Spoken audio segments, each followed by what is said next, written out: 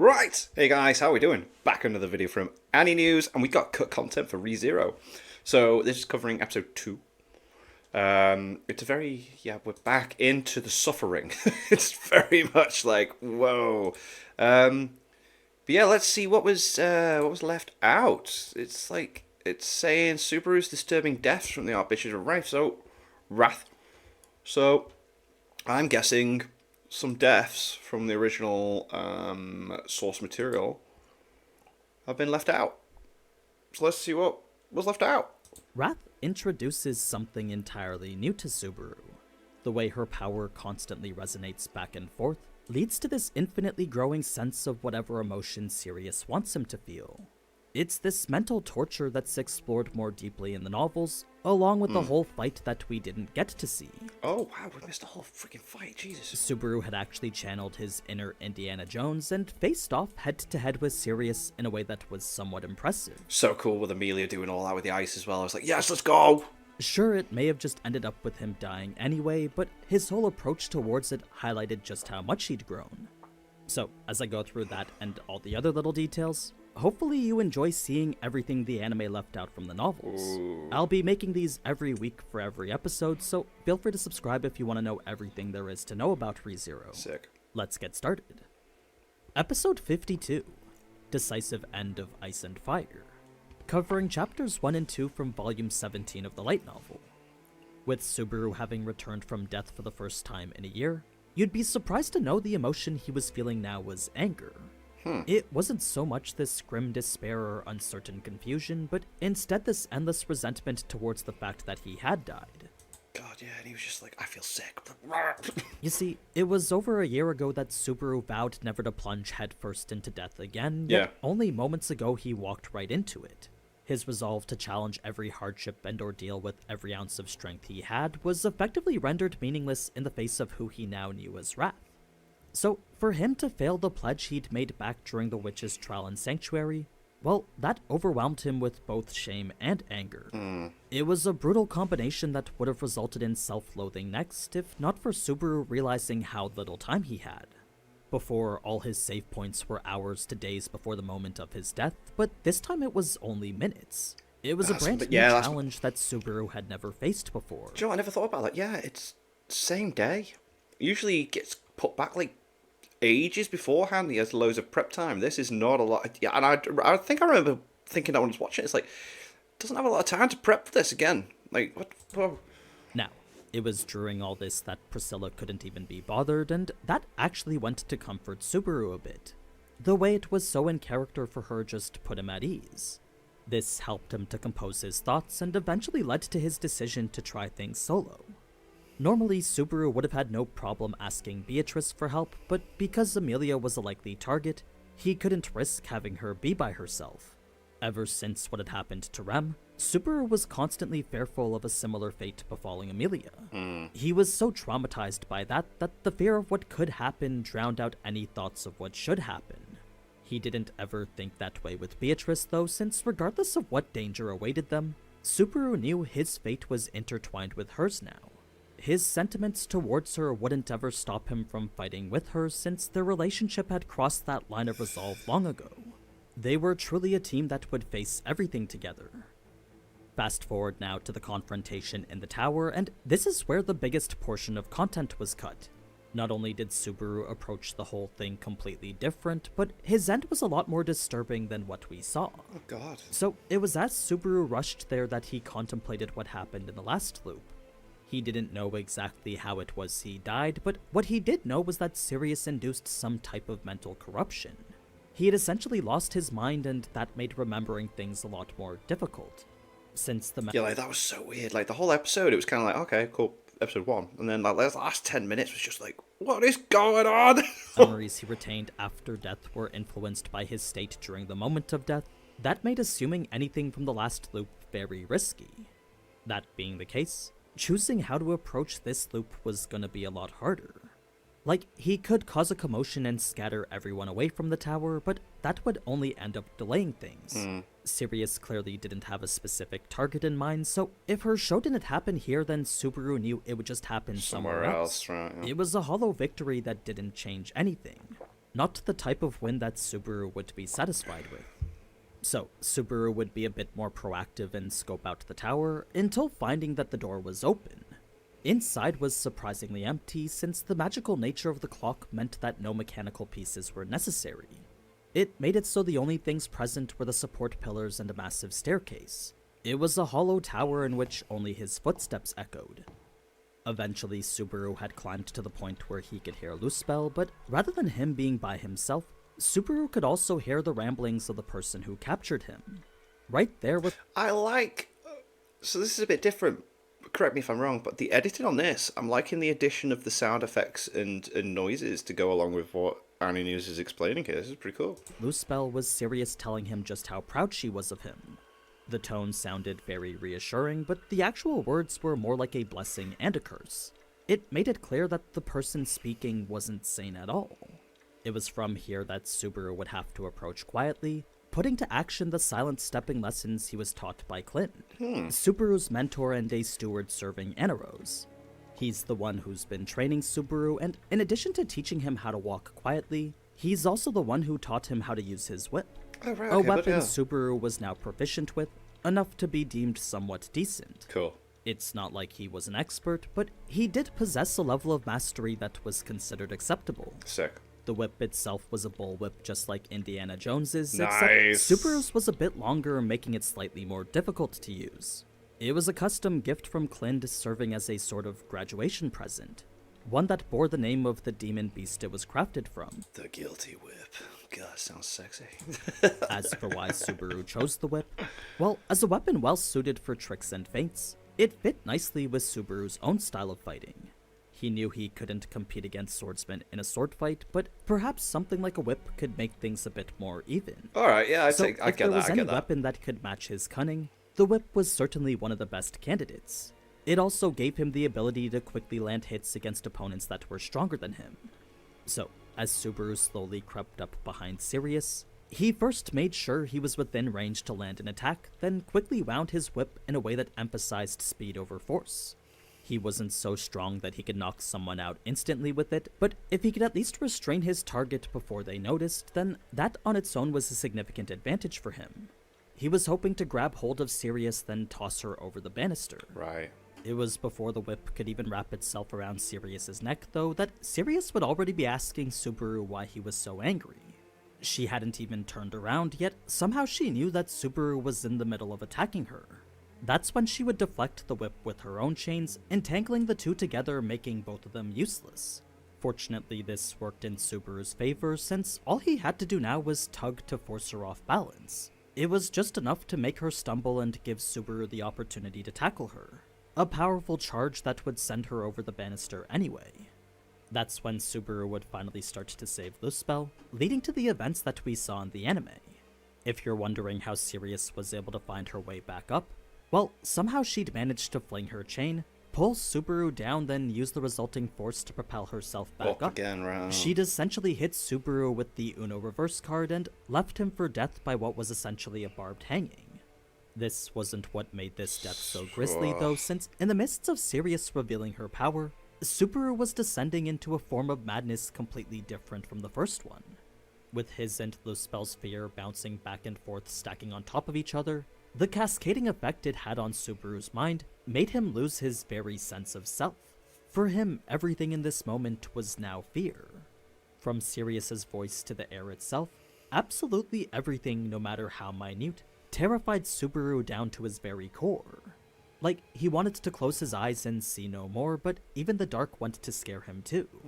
It was after that the thought of never seeing light again scared him, then it was this thought process that kept spiraling out of control.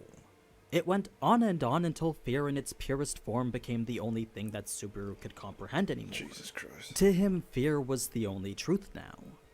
So, in the end, Subaru didn't know whether he died from hanging or terror-induced cardiac arrest, but what he did know was that he never wanted to feel that way again. The way he lost everything that made him who he was, made him realize that maybe he should ask for help. Luckily, that experience wasn't all for naught, since Subaru now understood a bit of Sirius's resonance ability. He figured it was an authority that let her manipulate people's emotions. He wasn't quite sure how it worked, but the fact it affected him went to show that he wasn't immune to authorities like how he hoped he was. Ever since he was able to resist the authority of Sloth, Subaru hoped his connection to the witches would allow him to resist all the other Archbishop's authorities. Sirius had unfortunately proved this otherwise, but that in itself was valuable information too. Now, regardless of how it was activated, the current circumstances made for quite the interesting predicament. What I mean is that, while yes, Subaru could defeat Sirius by blowing up the entire tower, to do so would mean sacrificing Muspel. To some, this could be seen as a necessary sacrifice, but to Subaru, that was an outcome that he would never accept. No, he's not. Other people would be like, oh, 1 for the power of, like, 50 or something like that. Come on. And Subaru would be like, nope, nobody's going. Reason being that it went against everything he now currently stood for. Ever since he made up his mind to not sacrifice himself, Subaru believed he had no right to force others to either. So if saving one life meant saving many, to Subaru losing that one life was like giving up on the world. He pretty much possessed the exact opposite view of Kuritsugu. That being the case, overall this was a very tough situation. I love Phase It wasn't quite enough to induce that level of despair yet though, since if he couldn't pull this off, then Subaru knew he would question his value as Amelia's knight. It was a train of thought that led directly to Reinhardt. Dying twice made him forget that he was even an option, but after racking his mind hard, the obvious answer became clear, bringing us now to Subaru's third encounter in the square. It was Subaru's concern here that had actually gone to confuse me a bit, since I didn't think, or at least I wasn't aware, that there was in fact a penalty just for sharing information gained via return by death. Sorry. Personally, I thought it was just about return by death itself, but Subaru was very anxious about revealing information he'd learned from return by death. It's something I swear we've seen him do numerous times before. In any case, it turns out that despite Subaru not having died in over a year, there were numerous times throughout where, when discussing return by death, the penalty for doing so would thoroughly torment him. Yeah. There was this one instance where he tried to reveal it to Beatrice, only to experience hell-like pain for quite a few moments after. It didn't make him any less willing to share everything with Beatrice though, so as long as there wasn't any true consequential suffering, Subaru was still committed to sharing everything with her. This did actually help to teach Subaru something, and that was that the severity of the penalty differed, depending on the level of detail being shared about return by death. Along with who exactly it was he was telling it to, the level of suffering would change accordingly. These were the two factors in which the penalty was directly proportional to. So, sharing information with someone like Ratchins wouldn't be as severe as sharing it with someone like Amelia. Right. It was an interesting connection Subaru Right, constantly had to worry about. One that signified the degree of what Subaru could share depended solely on the whims of the witch. Luckily, Subaru could share quite a bit with Ratchin, so in addition to what he said in the anime, Subaru also explained who was going to attack and when it was going to happen. He had essentially given full context on everything. Sirius's entrance after was pretty much the same, except for an additional line indicating a potential mind-reading ability. I don't know if that's actually what it was, but somehow she knew that someone was thinking about her with more intensity than expected. A clear indicator that perhaps it's not just emotions that she can share. It was when Reinhardt showed up shortly after that he immediately deduced how it was Sirius's authority actually worked. Unlike how Subaru thought it was by looking her way or hearing her voice, it was instead through the mere fact of knowing that she existed. Anyone who acknowledged her in any way whatsoever was fair game to become affected by her. Damn, that's so OP. It was a crazy power that even Reinhardt was wary of. I'm sure this was him just being humble, but the thought of even him not being immune really worried Subaru. Sirius would then talk to Reinhardt a little bit more. Well, yeah, it's Reinhardt, isn't it? He's like meant to be like the... he's the guy. And it's like, wait, if he's not going to win, what the... Oh my god. Basically saying how he was the ideal manifestation of everything she preached about. The way the masses came together to love him specifically really resonated with the love that Sirius liked to talk about all day. This conversation didn't really last much longer though, as Reinhardt would quickly engage in what can only be described as aerial combat. I know to us that doesn't seem very ridiculous, but to Subaru, Reinhardt's power was just becoming absurd now. The way he handled Sirius's chains was pretty crazy too, since with only his foot, he was able to gain complete control over them. It was a feat that made Subaru think Reinhardt was a literal superhero now. The Kinda rest is, of the though. fight was pretty much the same, aside from Luzbel bearing the first signs that injury was shared with Sirius too.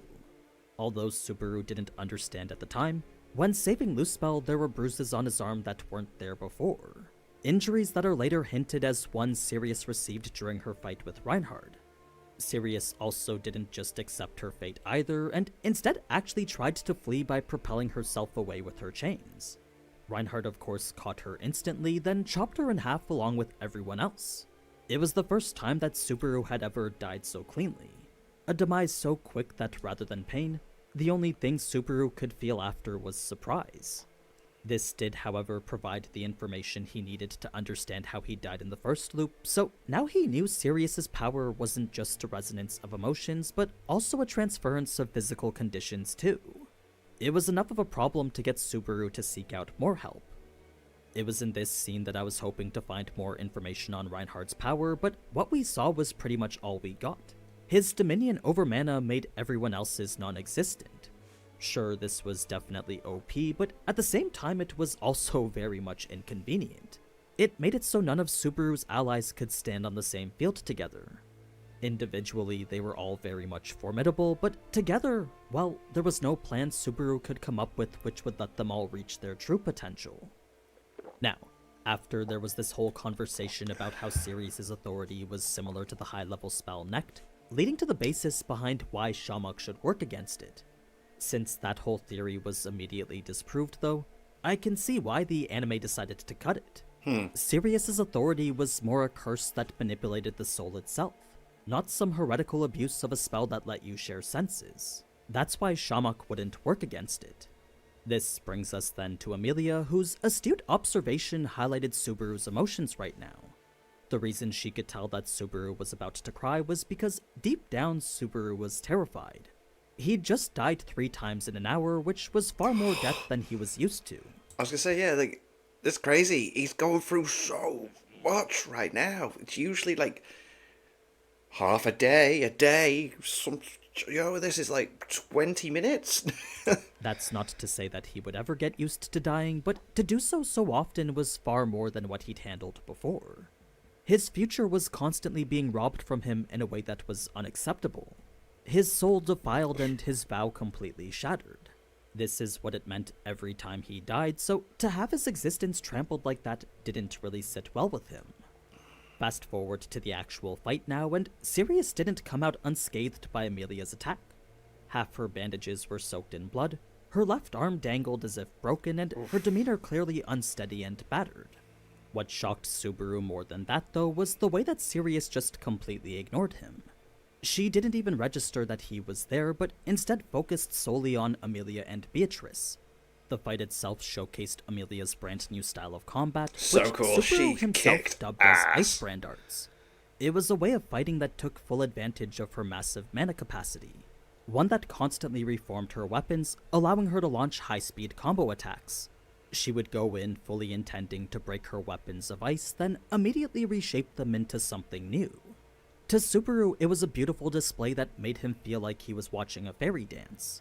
To others, this was more a dance of ice and fire. It was in the meantime that Subaru was dealing with Sirius's soul-washed minions, tossing who he could into the waterway, then literally parkouring his way up to Luzbel. It was yet another one of the skills that Clint had taught him, and Subaru was making sure to make good use of it here.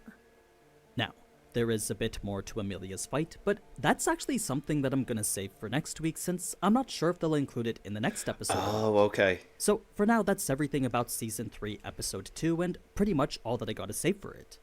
If you liked the video, then leave a like, and if you want to see more, then consider subscribing. I'll be doing these every week for every episode. But anyway, Nice. as always, thank you so much for watching, and if you enjoyed this type of anime content, then you already know what to do. So until next time, ciao.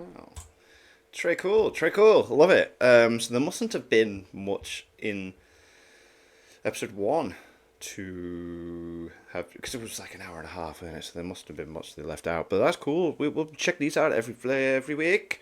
Dan Machi as well. I need to find somewhere to watch Dan Machi. But yeah, cool. Thank you to my patrons. If you want to have your name at the end of every video, want to be able to watch Patreon-only reactions, such as the original Dragon Ball series, link in the description to the Patreon page.